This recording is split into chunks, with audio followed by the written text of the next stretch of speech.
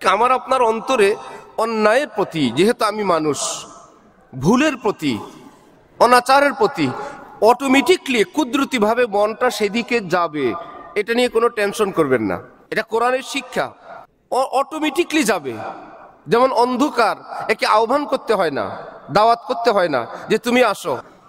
আলো নাই তো সেখানে অন্ধকার আসবে, তাহলে অন্ধকারটা আগে। হ্যাঁ, আলো জ্বালাবেন, সেটার ব্যবস্থা করলে অন্ধকার চলে যাবে। যদি আলোর ব্যবস্থা না থাকে তাহলে অন্ধকার অটো। ঠিক আমার আপনার মনকে সেখানে আচ্ছাদিত করবে, সেখানে অন্ধকারাচ্ছন্ন করবে অন্যায়, অপরাধ, হারাম সম্পর্ক, হারাম প্রেম, লোভ, লালসা, হিংসা, প্রতিশোধ, সেটা আমাদের মনে অটোমেটিকলি জাগবে। কিন্তু যেহেতু আমি আল্লাহকে ওয়াদাবদ্ধ, আল্লাহ আমি আপনাকে সন্তুষ্ট করে চলবো, তখন বান্দা বলবে হ্যাঁ এটা তো করা যাবে, কিন্তু কিয়ামতও তো আছে, করা তো যাবে, কবরও তো আছে, করা তো যাবে, তার একটা পরিণতিও তো আছে, একটা পরিণামও আছে। তখন সে এ অন্যায় থেকে বেঁচে থাকবে। রব্বুল আলামিন সেটাকে কোরআনে পাকে বললেন, ইন্নী আলামু মা লা তা'লামুন। ফেরেশতারা, তোমরা মানব জাতি সম্পর্কে এরকম কিছু জানো যে তারা ভুল করবে, কিন্তু আমি তাদের ব্যাপারে এমন কিছু রিপোর্ট জানি যে সম্পর্কে তোমাদের ন্যূনতম কোনো জ্ঞান নাই। সেটা হলো তোমাদের মধ্যে অন্যায় অপরাধের চাহিদাই নাই, আর তাদের মধ্যে চাহিদা থাকা সত্ত্বেও তারা সে অন্যায়কে অগ্রাহ্য করে সেটার উপর দিয়ে তারা আমার সন্তুষ্টিকে সকলের উপরে রাখবে। এই জন্য ফেরেশতা জাতির চেয়ে মানব জাতির সম্মান আল্লাহ পাক অনেক ঊর্ধ্বে দান করলেন। আসসালামু আলাইকুম রহমতুল্লাহি ওয়া বারাকাতুহু। নাহমাদুহু ওয়া নুসাল্লি আলা রাসূলিহিল কারীম, আম্মা বা'দ। ফাআউযু বিল্লাহি মিনাশ শাইতানির রাজীম। বিসমিল্লাহির রহমানির রহিম। পদ্মকার এ অনুষ্ঠানের সম্মানিত সভাপতি, বিশেষ অতিথি এবং সকল অতিথিবৃন্দ, আমাদের জন্য আজকের এই অনুষ্ঠানটি একটি ব্যতিক্রম প্রোগ্রাম। পাশাপাশি জুমার পূর্বে আরও ব্যতিক্রম। মূলত সোহাগ ভাইয়ের সঙ্গে এবং আপনাদের প্রতিষ্ঠানের সঙ্গে আমাদের এক মহব্বতের কারণেই এখানে উপস্থিত হওয়া। আল্লাহ পাক আমাদের এই মহব্বতকে সকলের নাজাতের উসিলা হিসাবে কবুল ফরমান। কোরআনে পাকে রব্বুল আলামিন আমাদের এই পৃথিবীতে আগমন, এই পৃথিবীতে আল্লাহ পাক আমাদেরকে কেন সৃষ্টি করলেন, এ সম্পর্কে আমি দুইটি কথা বলবো। মানব জাতির পূর্বে পৃথিবীতে ফেরেশতা ছিল। আল্লাহ পাক যখন ফেরেশতাদেরকে প্রশ্ন করলেন আমি মানব জাতি সৃষ্টি করতে চাই, তখন ফেরেশতারা বলতেছিলেন নাহনু নুসাব্বিহু বিহামদিকা ওয়া নুকদ্দিসু লাক। আমরা তো আপনার তসবিহ আদায় করি, আমরা তো ইবাদত বন্দিগি করি, আবার মানুষ কেন সৃষ্টি করবেন? দর্দে দিল কে ওয়াস্তে पैदा किया इंसान को, वरना ताअत के लिए कुछ कम न थे कर्रूबियां। শুধু ইবাদতের জন্য মূলত ফেরেশতা যথেষ্ট ছিল, ভিন্ন কিছুর জন্য আল্লাহ পাক মানব জাতিকে সৃষ্টি করলেন। ফেরেশতা এবং মানব জাতির মধ্যে ভিন্নতা হলো এই, ফেরেশতাদের মধ্যে কোনো পাপাচারের শক্তি তাদের মধ্যে নেই, পাপ করার ইচ্ছা নেই, শক্তি নেই, চাহিদা নেই। যাকে যেই ডিউটি দেয়া আছে সে শুধু ওই ডিউটি পালন করে, রোবটের মতো। যে প্রোগ্রামগুলো সেট করা থাকে, সেজদা করো, সে সেজদায় আছে, তার খাদ্য খাবার নেই, বিয়ে শাদী নেই, ক্লান্তি নেই, রোগ শোক নেই। রুকু করো, রুকু করে আছেন। মানুষ সৃষ্টি করলেন আল্লাহ পাক, কোরআনে পাকে বললেন ফাআলহামাহা ফুজুরাহা ওয়া তাকওয়াহা। মানব জাতিকে আমি এমনভাবে সৃষ্টি করলাম, সে যদি ইচ্ছে করে সে ভুল পথেও চলতে পারবে, সে যদি ইচ্ছা করে সে সঠিক এবং সরল পথেও চলতে পারবে। এমন একটা ক্ষমতা এবং স্বাধীনতা মানুষকে আল্লাহ পাক দিয়ে সৃষ্টি করলেন। যারা দ্বীনের পথে চলেন, দুই এক কথা জানেন, শুনেন, এই ক্ষেত্রে একটা ভুল করেন। কেউ কেউ মনে করেন এই পৃথিবীতে যা কিছু ঘটে, যা কিছু হয় আল্লাহ পাকের হুকুমে হয়, আল্লাহ পাকের আদেশে হয়। এই কথাটি ভুল। না হয় বিচারপতি যখন আসামিকে প্রশ্ন করবেন তুমি কেন হত্যা করলা, সে যদি বলে আমি তো আল্লাহর হুকুমে হত্যা করলাম, কেন চুরি করলাম, সে যদি বলো, বিচারপতি সাহেব আপনি জানেন না এই পৃথিবীতে যা কিছু হয় সব তো আল্লাহ পাকের হুকুমেই হয়, তাহলে এই পৃথিবীর যত অন্যায় অনাচার এটা কি আল্লাহ পাকের হুকুমে হয়? কোশ্চিন কালেও না। হ্যাঁ, তাকে আল্লাহ পাক ক্ষমতা দিয়ে রাখলেন, সেটাকে সে এই অপরাধের কাজে, অন্যায় কাজে সে ব্যবহার করলো, এই স্বাধীনতা তার আছে। পরীক্ষার হলে যেমন একজন স্টুডেন্ট, তাকে যথেষ্ট পড়ানো হলো, পরীক্ষার হলে সে ভালো লিখলেও লিখতে পারবে, খারাপ লিখলেও লিখতে পারবে। শিক্ষক দেখেন সে ভুল লেখে, কিন্তু শিক্ষক কিছু বলবেন না, যেহেতু হল। চাইলে তিনি তাকে বের করে দিতে পারেন, চাইলে তিনি স্টপ করতে পারেন, কিন্তু করবেন না। কেন? এটা নিয়ম না। ঠিক এই পৃথিবীটা একটা পরীক্ষার হল। আল্লাহ পাক চাইলে তিনি অফ করতে পারেন, সেটা করবেন না। কেন? যেহেতু এটা পরীক্ষার হল, যে যেভাবে স্বাধীন সে সেভাবে কর্ম করার অধিকার তার আছে। ডানে যেতে পারবে, বাঁয়ে যেতে পারবে, মসজিদে যেতে পারবে, মন্দিরে যেতে পারবে। এই মুখে সে লায়লা লায়লা বলতে পারবে, ইচ্ছা করলে সে মাওলা মাওলাও বলতে পারবে। যার জন্য পুরস্কার এবং শাস্তি উভয়ের ব্যবস্থা আল্লাহ পাক রাখছেন। এই যে উভয়ের ব্যবস্থা রাখলেন, এই দুয়ের মধ্যে আবার আল্লাহ পাক কোরআনে পাকে বলেন, আমি অন্যায় অপরাধের ক্ষমতাও দিলাম, ভালো কর্ম করার ক্ষমতাও আমি তাদেরকে দিলাম। দুয়ের মধ্যে অন্যায়ের কথাটা তিনি আগে বললেন। কেন আগে বললেন?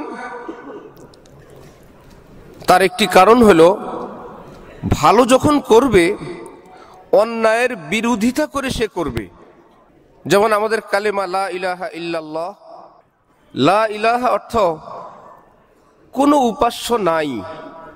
আগে বলেন নাই আমি একমাত্র আল্লাহকেই মানি, এ কথা বলার আগে আগে বলল অন্য কাউকে আগে মাইনাস করা।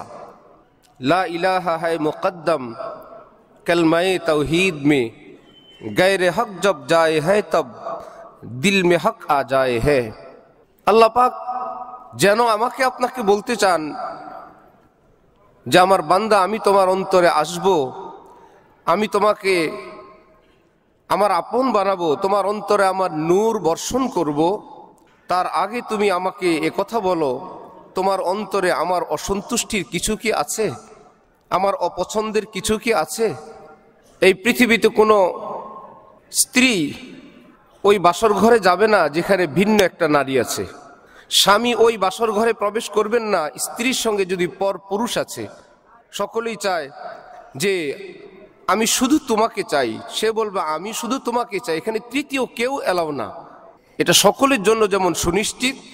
আল্লাহ পাক বলেন, হে বান্দা, আমার সঙ্গে তোমার একটা ঘনিষ্ঠতা হবে, তুমি আগে এটা নিশ্চিত করো, তুমি কি শিরকে লিপ্ত, তুমি কি মূর্তি পূজায় লিপ্ত, তুমি কি আমি ব্যতীত অন্য কারো কাছে মাথা নত করতে অভ্যস্ত, তুমি কি আমার চেয়ে কাউকে বেশি ভালোবাসো, তুমি কি আমি ছাড়া কারো কাছে হাত পাতো। সবটাকে তিনি বান্দা নিশ্চিত করেন, লা ইলাহা, না আল্লাহ, কেউ এমন নাই। তখন আল্লাহ পাকের পক্ষ থেকে পারমিশন, ঠিক আছে তাহলে আমাকে আহ্বান করতে পারো। বান্দা তখন আহ্বান করে, ইল্লাল্লাহ, যা আছেন তো আপনি আছেন, মাথা নত করি আপনার কাছেই, হাত পাতি আপনার কাছেই, এই কপাল রাখি তো আপনার দুয়ারেই, চৌকাঠি রাখি। এই জন্য লা ইলাহা আগে, ইল্লাল্লাহ পরে, কেউ নাই সেটা পরে। একটা জায়গাকে ফ্রেশ করা এটা আগে, সেটাকে ডেকোরেশন করা তার পরে। ঠিক আল্লাহ পাক কোরআনে পাকে আমাদেরকে বললেন যে অন্যায় অনাচারের প্রতি তোমাদের একটা ক্ষমতা, সেটা আমি দিলাম, সেটার বিরুদ্ধাচরণ করে আমাকে খুশি এবং সন্তুষ্ট করার ক্ষমতা সেটাও আমি দিলাম। হযরত মুসা আলাইহিস সালাম যখন ফেরাউন বাহিনী হযরত মুসা নবীর সঙ্গে যুদ্ধ করবে, তারা এক পর্যায়ে এসে বলল যে আপনি আগে শুরু করবেন নাকি আমরা শুরু করব? বিশাল বড় জাদুঘর বাহিনী, তারা নিজেরাই আবেদন করলো, বলল আমরা আগে শুরু করি। এটা আল্লাহ পাক তাদের জবান থেকে বের করলেন। হযরত মুসা নবী বললেন, ঠিক আছে তোমরা শুরু করো। তারা যখন জাদু দেখানো শুরু করলো, হাজার হাজার সাপ সামনে, এটা কুদরতি ভাবেই সিস্টেম ছিল। আল্লাহ পাক তাদের মুখ থেকে বের করলেন যে আমার মুসা যদি লাঠি ছাড়ে আগে, সে খাবে কি? কিছু তো নেই। ফেরাউনের বাহিনী দিয়ে তাদের জাদুর সাপ আগে রেডি করলেন, মাঠ ভর্তি সাপ। ওনাদের খেলা শেষ। এবার হযরত মূসাকে বললেন, ঠিক আছে আপনি আপনার খেলা দেখান। আল্লাহ পাকের কুদরতে ওনার লাঠি ছাড়লেন, এক লাঠিতে জাদুঘরদের সকল সাপগুলোকে গিলে খেয়ে ফেললো। যদি সাপটা আগে না হইতো গিলতো কি, খেত কি? খাওয়ার তো কিছু ছিল না। ঠিক আমার আপনার অন্তরে অন্যায়ের প্রতি, যেহেতু আমি মানুষ, ভুলের প্রতি, অনাচারের প্রতি অটোমেটিকলি কুদরতি ভাবে মনটা সেদিকে যাবে। এটা নিয়ে কোনো টেনশন করবেন না, এটা কোরআনের শিক্ষা। অটোমেটিকলি যাবে। যেমন অন্ধকার, একে আহ্বান করতে হয় না, দাওয়াত করতে হয় না যে তুমি আসো। আলো নাই তো সেখানে অন্ধকার আসবে, তাহলে অন্ধকারটা আগে। হ্যাঁ, আলো জ্বালাবেন, সেটার ব্যবস্থা করলে অন্ধকার চলে যাবে। যদি আলোর ব্যবস্থা না থাকে তাহলে অন্ধকার অটো। ঠিক আমার আপনার মনকে সেখানে আচ্ছাদিত করবে, সেখানে অন্ধকারাচ্ছন্ন করবে অন্যায়, অপরাধ, হারাম সম্পর্ক, হারাম প্রেম, লোভ, লালসা, হিংসা, প্রতিশোধ, সেটা আমাদের মনে অটোমেটিকলি জাগবে। কিন্তু যেহেতু আমি আল্লাহকে ওয়াদাবদ্ধ, আল্লাহ আমি আপনাকে সন্তুষ্ট করে চলবো, তখন বান্দা বলবে হ্যাঁ এটা তো করা যাবে, কিন্তু কিয়ামতও তো আছে, করা তো যাবে, কবরও তো আছে, করা তো যাবে, তার একটা পরিণতিও তো আছে, একটা পরিণামও আছে। তখন সে এ অন্যায় থেকে বেঁচে থাকবে। রব্বুল আলামিন সেটাকে কোরআনে পাকে বললেন, ইন্নী আলামু মা লা তা'লামুন। ফেরেশতারা, তোমরা মানব জাতি সম্পর্কে এরকম কিছু জানো যে তারা ভুল করবে, কিন্তু আমি তাদের ব্যাপারে এমন কিছু রিপোর্ট জানি যে সম্পর্কে তোমাদের ন্যূনতম কোনো জ্ঞান নাই। সেটা হলো তোমাদের মধ্যে অন্যায় অপরাধের চাহিদাই নাই, আর তাদের মধ্যে চাহিদা থাকা সত্ত্বেও তারা সে অন্যায়কে অগ্রাহ্য করে সেটার উপর দিয়ে তারা আমার সন্তুষ্টিকে সকলের উপরে রাখবে। এই জন্য ফেরেশতা জাতির চেয়ে মানব জাতির সম্মান আল্লাহ পাক অনেক ঊর্ধ্বে দান করলেন। জাতিগতভাবে মানব জাতির মূল্য মর্যাদা ফেরেশতার চেয়ে বেশি, অনেক বেশি। কারণ ফেরেশতার মধ্যে সেই ভুল, অন্যায়, অনাচারের কোনো চাহিদা কিংবা ক্ষমতা নেই, আর মানব জাতির মধ্যে সেই চাহিদা, ক্ষমতা থাকা সত্ত্বেও সে আল্লাহ পাকের সন্তুষ্টির উপরে চলে। এই জন্য এক বুজুর্গ বলেন, দর্দে দিল কে ওয়াস্তে পয়দা কিয়া ইনসান কো। একটা ব্যথিত অন্তর নিয়ে, প্রেমময় অন্তর নিয়ে আল্লাহকে ডাকার জন্য আল্লাহ পাক মানব জাতি সৃষ্টি করলেন। ওয়ারনা তাআত কে লিয়ে কুছ কম না থে কর রুবিয়া। শুধুমাত্র দোয়া দুরূদ তসবিহ তাহলিলের জন্য তো ফেরেশতাই যথেষ্ট ছিল। আমার মন চাইবে, আমি সেটা চলবো না। আমাদের ভারতবর্ষের একজন বিখ্যাত বুজুর্গ ছিলেন হাকিমুল উম্মত মাওলানা আশরাফ আলী থানভী, যিনি প্রায় 2000 কিতাবের লেখক। লাহোরে একটা লাইব্রেরিতে ওনার রচনাবলী আছে 1800।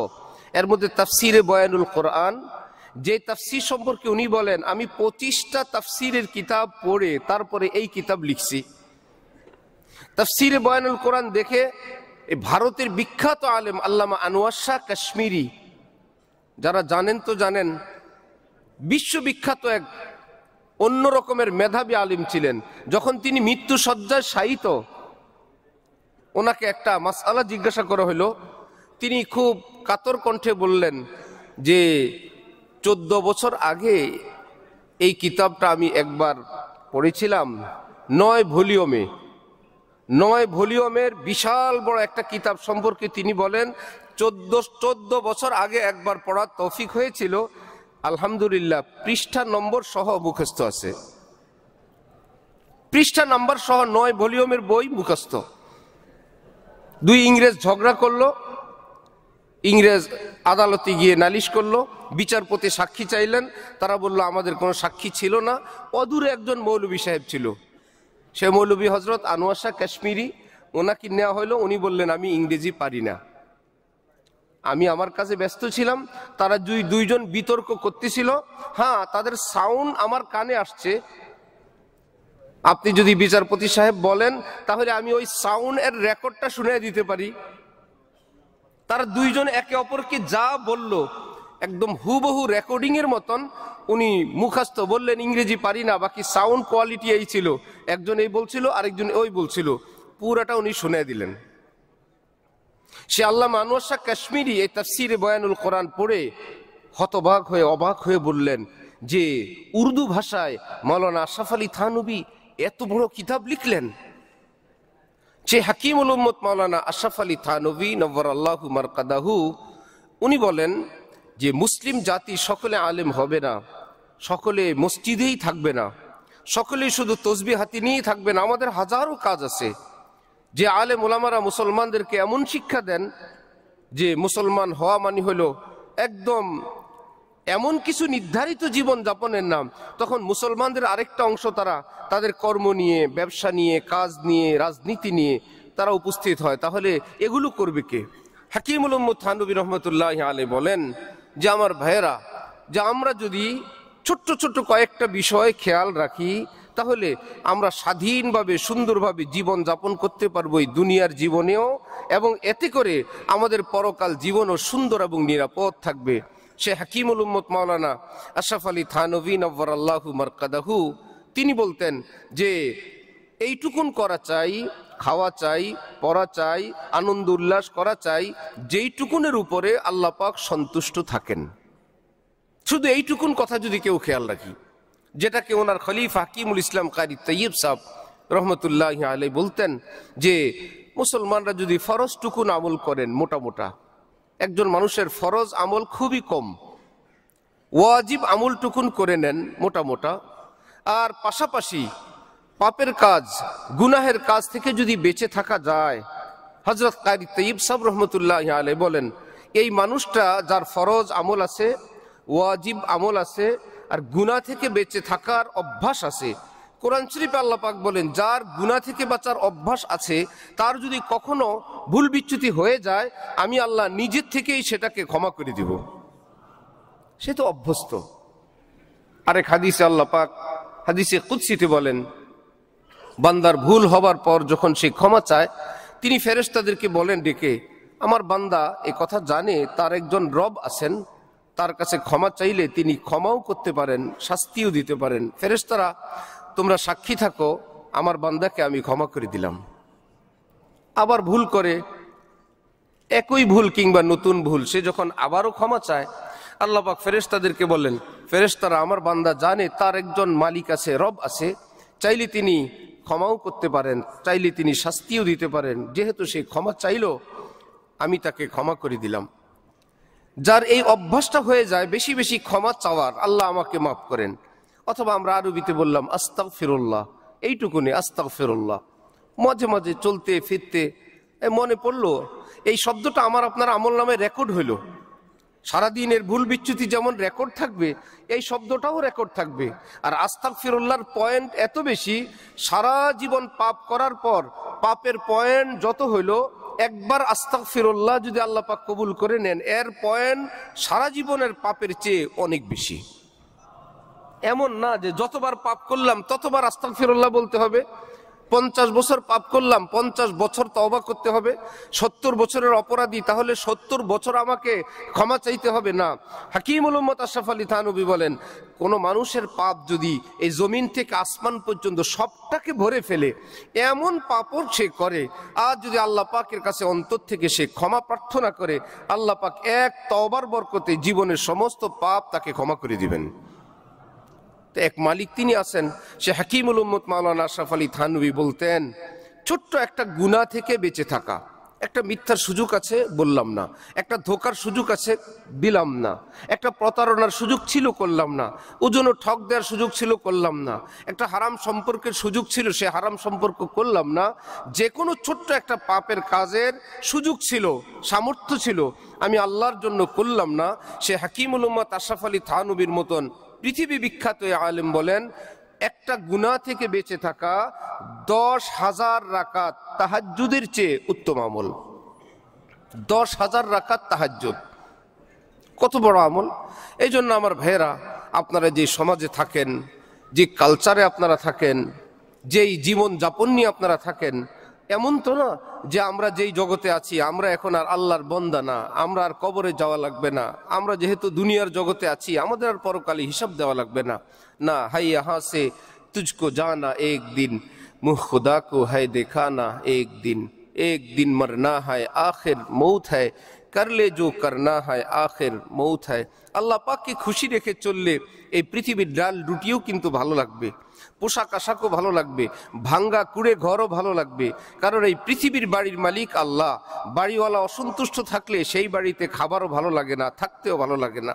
বাড়িওয়ালা যদি সন্তুষ্ট থাকেন আর ডাল রুটিও সেখানে ভালো লাগে। এই পৃথিবীর মালিক আল্লাহ যদি আমাদের উপর খুশি থাকেন, আমরা অল্পতেও সন্তুষ্ট থাকব, অল্পতেও আমরা আনন্দে থাকব। আর যদি তিনি অসন্তুষ্ট থাকেন, যেমন আমরা যে পশ্চিমা বিশ্বে দেখি যে সর্বোচ্চ আত্মহত্যাকারী টপ 10 যেই দেশগুলো, যেই দেশের মধ্যে ইঞ্জেকশন দিয়ে নিজেরা মরার অধিকার আছে এবং ফাঁসি দিয়ে মরতে থাকে, বিভিন্নভাবে নিজেরা মৃত্যুবরণের জন্য পাগল হয়ে আছে, একটা দেশও মুসলমান দেশ নেই। যাদেরকে আমরা অনেক স্পেশাল, অনেক উন্নত বিশ্ব মনে করি, সেই দেশের ভদ্রলোকরাই হসপিটালে গিয়ে ইঞ্জেকশন পুশ করে নিজের মরার জন্য শুয়ে থাকে। আপনার তো সব স্বাধীনতাই ছিল, মরবেন কেন? বলল যে আমি আমার স্বাধীনতা ভোগ করতে করতে আমার জন্য এই পৃথিবীটা নরকে পরিণত হয়েছে, আমি এই পৃথিবীর দৃশ্য আর দেখতে চাই না। অথচ সে তো আরো বাঁচার কথা, কারণ এই বাড়ির মালিক তার উপর এতটা ক্ষুব্ধ, তার জীবনটা তার কাছে এখন আর সন্তুষ্টির পাত্র থাকে নাই, তার কাছে এখন মৃত্যু শ্রেয়।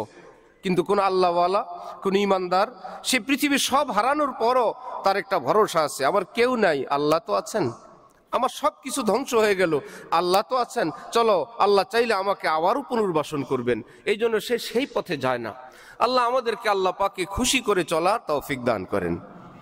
দ্বিতীয় কথাটা আমি সংক্ষেপে বলবো, সেটা হলো যে আমরা সকলেই অনেকবার শুনে আসছি দুনিয়া বর্জন করা চাই, দুনিয়া ছেড়ে দেওয়া চাই, পরকালের জন্য কিছু করা চাই।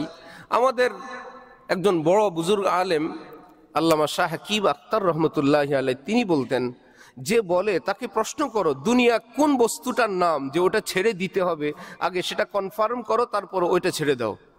খাওয়া দাওয়ার নাম যদি দুনিয়া হয় ছাড়া যাবে, ঘর বাড়ির নাম দুনিয়া হয় ছাড়া যাবে, বউ বাচ্চার নাম যদি দুনিয়া হয় ছাড়া যাবে, ব্যবসা বাণিজ্যের নাম যদি দুনিয়া হয়, ব্যবসায়ীরা ব্যবসা ছেড়ে দিলে আমরা চলতে পারবো, গাড়ির চালকরা, বিমান চালকরা যদি বলেন এগুলো করার দুনিয়া আমরা ছেড়ে দিলাম, পৃথিবী চলবে। তাহলে দুনিয়া বর্জন করো, দুনিয়া ছেড়ে দাও, এটা কোন জিনিসটা এটাকে কনফার্ম হওয়া দরকার, তারপর আমরা ছেড়ে দিব। নাম্বার 2, সমস্ত নবী রসুলগণ যারা ছিলেন কেউ দুনিয়াদার ছিলেন না। আমাদের নবী 1 মিনিটের জন্য তিনি দুনিয়াদার ছিলেন না। তার বিবি বাচ্চা ছিল, আবার তার জীবনে হাসি খুশিও ছিল। তিনি মসজিদের নববীতে ঘোড়া হইলেন, উপর হয়ে তার 2 নাতি পিঠের উপর উঠলো, উঠে আবার বলছি কি এমন দামি ঘোড়া এই পৃথিবীতে আর নাই। সুবহানাল্লাহ। নবী হইলেন ঘোড়া, তার নাতিরা তার পিঠের উপর। হযরত আলী তার সাহাবী, আবার তার মেয়ের জামাতা। হযরত আলী সহ তিনি খেজুর খাচ্ছেন, চুপে চুপে খেজুরের আটিগুলো নবীজি কিছুটা হযরত আলীর সামনে রেখে দিলেন, হযরত আলী লক্ষ্য করেন নাই। কিছুক্ষণ পর নবীজি বললেন, দেখি তো কার সামনে কয়টা আটি, কে বেশি খেজুর খেলো আলী। হযরত আলী দেখলেন যে এত আটি, এত খেজুর তো আমি খাই নাই, নবীজির সামনে আটি একদম কম, আর আমার খাবারের তুলনায় খেজুর একটু বেশি বেশি মনে হয়। তখন হযরত আলী বুঝছেন এখানে একটা মজার ব্যাপার চলছে। হযরত আলী বললেন, হ্যাঁ, কেউ তো খেজুর খায়, কেউ আটি সহ খায়। কতটা মজা ছিল নবীজির জীবনে। হযরত ফাতেমার ঘরে গেলেন, আলী কোথায়? তো হযরত ফাতেমা তার স্বামী আলীর ব্যাপারে একটু কড়া ভাষায় বললেন, জানি না। নবীজি বাবা, তিনি বুঝছেন আমার মেয়ের জামাইয়ের মধ্যে একটু তিক্ততা। খুঁজতে খুঁজতে গেলেন কোথায়? মসজিদের নববীতে গিয়ে দেখেন হযরত আলী লম্বা হয়ে শুয়ে আছেন। আদরের ডাক জামাই বাবুকে, বললেন, ইয়া আবা তোরাব, এ মাটিওয়ালা। নবীজির আওয়াজ শুনে হযরত আলী উঠে বসলেন। হযরত আলীর পিঠ থেকে নবীজি নিজ হাত মোবারক দিয়ে ওই ধুলাবালিগুলো, ময়লাগুলো পরিষ্কার করলেন। তারপর থেকে হযরত আলীকে কেউ নাম জিজ্ঞাসা করলে তিনি বলতেন, আমার নাম আবু তুরাব, আমি মাটিওয়ালা, আমি মাটিতে শুয়ে থাকি। নবী আমাকে মাটিওয়ালা বলে ডাক দিলেন, আমার নাম আলী না, আমার নাম আবু তুরাব। এত সুন্দর জীবন নবীজির, এত পবিত্র জীবন নবীজির। আম্মিজান হযরত আয়েশার সঙ্গে দৌড় প্রতিযোগিতা, আপনারা এই গল্প জানেন। ভোর রাতে নবীজি হযরত আম্মিজান আয়েশার সঙ্গে দৌড় প্রতিযোগিতা দিলেন। বলা সহজ, বাস্তবে কিন্তু ভীষণ কঠিন, ভীষণ কঠিন। একজন আলেম, বুজুর্গ, পীর সাহেব, শাইখুল হাদিস যদি ফজরের আগে স্ত্রী নিয়ে রাস্তায় দৌড়ান, এই দৃশ্য যদি ওই মহল্লার কেউ দেখে, ইমামতি থাকবে? বলবে কিয়ামত শুরু হয়ে গেছে। অথচ নবীজি দৌড় দিচ্ছেন। হযরত আম্মিজান আগে চলে গেলেন, मोहब्बत की बाजी वो बाजी है दानिश के खुद हार जाने को जी चाहता है। ভালোবাসার খেলাই এমন যে পরাজিত হইতে বেশি ভালো লাগে। নবী পরাজিত হইলেন, আম্মি জান আগে গেলেন, ভীষণ আনন্দ আরো বৃদ্ধি পেল। অনেক দিন পর নবীজি বললেন, আয়েশা আজকে কি হবে দৌড়াদৌড়ি? আম্মি জান বললেন চলুন। এই ফাঁকে আম্মি জানের স্বাস্থ্যটা কিছুটা ভারী হলো। এইবার আম্মি জান পিছনে পড়লেন, নবীজি আগে গেলেন। নবীজি এইটুকুন গিয়েই থামলেন না, বললেন কি আয়েশা তিলকা বা তিলকা, সেই দিনের জবাব আজকে দিয়ে দিলাম। আরেকটা ফুর্তি হলো। তো যেই নবীজির জীবন এতটা আনন্দময়, যিনি উহুদের নেতৃত্ব দেন, বদরের নেতৃত্ব দেন, আহজাব খন্দকের নেতৃত্ব দেন, সারা পৃথিবীর কাফেরের বিরোধিতা করেন, সেই ব্যক্তির জীবনটা আরো এই দিকটা কত আনন্দময়। অনেকেই জানে নবীর পেটে পাথর বাঁধছেন, নবী খাবার খান নাই। বিশেষ করে জেনারেল মানুষ যারা, তারা যদি কোনো হুজুরকে দেখে একটু ভালো চলে মাথা গরম হয়ে যায়। ইসলামে তো শুনলাম এই পেটে পাথর বাঁধা, এই না খেয়ে থাকা, নবীর ঘরে চুলা জ্বলে না, এগুলো তো আমরা শুনছি। সবই শুনলেন, এগুলো সব ইসলামের শুরুর জীবনে, মক্কি জীবনে। যখন নবীজি মদিনায় আসলেন, মুসলমানদের বিজয় আরম্ভ হলো চতুর্দিক থেকে। যেই নবীজি পেটে পাথর বাঁধছেন, যেই নবীর ঘরে চুলায় আগুন জ্বলে নাই 30 দিন, সেই নবীজি তার পরিবার পরিজনের জন্য 1 বছরের খাবার দাবার দিয়ে দিলেন, এটাও হাদিসে আছে। এই জন্য অভাব অনটন আমাদের কোনো বরণীয় বস্তু না, যে অভাব অনটনের মধ্যে থাকাই কোনো বুজুর্গি নাই। হারাম পথে যাব না, প্রয়োজনে পেটে পাথর বাঁধবো, এটার নাম ইসলাম। আর যদি আল্লাহ পাক দেন, আল্লাহ পাকের নেয়ামত খাবো আর বলবো আলহামদুলিল্লাহ, আল্লাহ পাক দিলেন। কোনো বাবা যদি তার সন্তানকে জামা কাপড় খরিদ করে দেন, ঈদের দিন যদি সে ছেঁড়া কাপড় পরে বাইরে যায়, কি ব্যাপার বাবা, তোমার জামাগুলো যাতে নষ্ট না হয়, পুরাতন না হয়, এটা কি পছন্দ করবেন কেউ? বাবা বলবেন আমি দিলাম, আমি তুমি পরবা, এই দৃশ্য আমি দেখতে চাই। দেওয়ার পর সেটা ব্যবহার করে সে খুশি হয়, অভিভাবক যেমন সেটা দেখতে চান। নবীজি বলেন ইন্নাল্লাহা ইউহিব্বু আন ইয়ারা আসারা নি'মাতিহি আলা আবদিহি, আল্লাহ যদি কাউকে ধন দৌলত টাকা পয়সার কোনো নেয়ামত দেন, সে যেন সেটা খায়, ভোগ করে, এই দৃশ্য দেখতে আল্লাহও পছন্দ করেন। আর যদি না থাকে, হারামটা না ধরা, এটাও আল্লাহ পছন্দ করেন। যে হারাম খেয়ে আমি আনন্দ উল্লাস করব, সেটা না। যাই হোক, আমি দুনিয়া বলছিলাম। কি দুনিয়া? জালালউদ্দিন রুমি বলেন চিস দুনিয়া, দুনিয়া ছাড়াও যে জিনিসটা, সেটা কি জানো বন্ধুরা? আজ খোদা গাফিল বুদান, আল্লাহ পাককে অসন্তুষ্ট করার নাম, নাফরমানি করার নাম হইল দুনিয়া। তারপরে বলেন নয় কাবার ও নুকরা ও ফারজান্দাজান, শুনো, টাকা পয়সা ধন দৌলত বাড়ি গাড়ি, এর নাম দুনিয়া না। এটা বর্জন করতে ইসলাম তোমাকে বলে নাই। ইসলাম তোমাকে বলে হাজার অট্টালিকায়ও যদি থাকো, আল্লাহকে অসন্তুষ্ট করো না। আর যদি ঝুপড়িতেও থাকো, সেখানে অসন্তুষ্ট করো না। ঝুপড়িতে থাকা কোনো বন্দিগি না, গাড়ি বাড়িতে থাকা কোনো গুনাহ না। ঝুপড়ির মধ্যে যদি নষ্টামি করে, সেও পাপী। আর অট্টালিকায় যদি আল্লাহ পাকের কাছে হাত উঠায়, হালাল খায়, নামাজ রোজা করে, সেও দিনদার। এই জন্য আমরা যে স্টেট আছে, আমরা যেখানে আছি, সেই জগতের সঙ্গে আমরা যদি এইটুকুন মেনে নেই যে আমাদের জীবনের একটা মূল লক্ষ্য হলো আল্লাহ পাককে খুশি করে চলা। যদি ভুল হয়ে যায়, আস্তাগফিরুল্লাহ বলা। আর যদি এইরকম বলার অভ্যস্ত হয় যে এই লোকটা বেশি বেশি ইস্তেগফার পড়ে, এটাকে দুইটা দৃষ্টি। একটা হলো যে তুমি বারবার আল্লাহ পাকের কাছে ক্ষমা চাও, বারবার ভুল করো, একটা বিরক্তির ব্যাপার। তুমি বারবার ওয়াদা করো, বারবার ভঙ্গ করো, একটা বিরক্তির সঙ্গে বলা। আরেকটা হলো বারবার চেষ্টা করে, বারবার ফেল করে, বারবার চেষ্টা করে, লোকটা বারবার পারে না। হাদিস শরীফে কোরআনে পাকে রব্বুল আলামিন বলেন যে বারবার চেষ্টা করে ব্যর্থ হয়, বারবার বলতে থাকে আমি আল্লাহ বিরক্তির সঙ্গে নেই না, আমি আল্লাহ এই ভাষায় নেই। আমার বান্দা বহুবার চেষ্টা করে সে ব্যর্থ হয়, আমি আল্লাহ একদিন তাকে চূড়ান্ত তৌফিক দিয়ে পবিত্র বানায় কবরে নিয়ে যাব। অনেকবার সে আবেদন করলো, সে গুনাহ থেকে মুক্তি পায় নাই। ঠিক আছে, জীবনের একদিন তার তওবা আমি এমন ভাবে কবুল করব, যেই তওবার পরে আর ভুল হবে না, ওই তওবার পরেই তার মৃত্যু আসবে। তাহলে এই তওবার অভ্যাস কি হবে? নবী বলেন যার জীবনে আস্তাগফিরুল্লাহ বেশি আছে, আল্লাহকে খুশি করে চলার অভ্যাস বেশি আছে, আল্লাহ পাক তার মৃত্যুর আগে খাঁটি একটা তওবা দিয়ে তাকে কবরে নিয়ে যাবেন। আল্লাহ পাক আমাদের সকলকে আল্লাহ পাককে সন্তুষ্ট করে জীবন যাপনের তৌফিক দান করেন। আল্লাহ আমাদের দুনিয়াও সুন্দর করেন। তিনিই তো বলছেন রব্বানা আতিনা ফিদ দুনিয়া হাসানা, এটা তো কোরআনের আয়াত। আল্লাহ বলেন আমার কাছে চাও, আল্লাহ আমাদেরকে দুনিয়ায় সুখী করেন। সুস্থতা দেন, ঈমান দেন, গাড়ি দেন, বাড়ি দেন, নেককার সুন্দরী স্ত্রী দেন, সুসন্তান দেন, মানুষের মুখে প্রশংসা দেন, চলার জন্য গাড়ি দেন, ইমানি হায়াত দেন, ইমানি মৌত দেন। এ আতিনা ফিদ দুনিয়ার মধ্যে সবই তো আছে। আল্লাহ পাক বললেন এত বড় প্যাকেজ এটা তোমরা বলতে পারবে না, আমাকে শর্টকাট শুধু বলো, পাসওয়ার্ড বললে আমি বুঝবো, রব্বানা আতিনা ফিদ দুনিয়া হাসানা। তাহলে দুনিয়ার এই সৌন্দর্য, দুনিয়ার এই উন্নতি, এটা তো কোরআনের অংশ। হ্যাঁ, ওয়াফিল আখিরাতে হাসানা, আল্লাহ দুনিয়ায় সুখী হলাম, আখিরাতে আমি আযাবগ্রস্ত হলাম, আমি যেন এমন সুখী না হই। আল্লাহ দুনিয়াও সুখী বানান, আখিরাতেও আমাদেরকে সুখী বানান।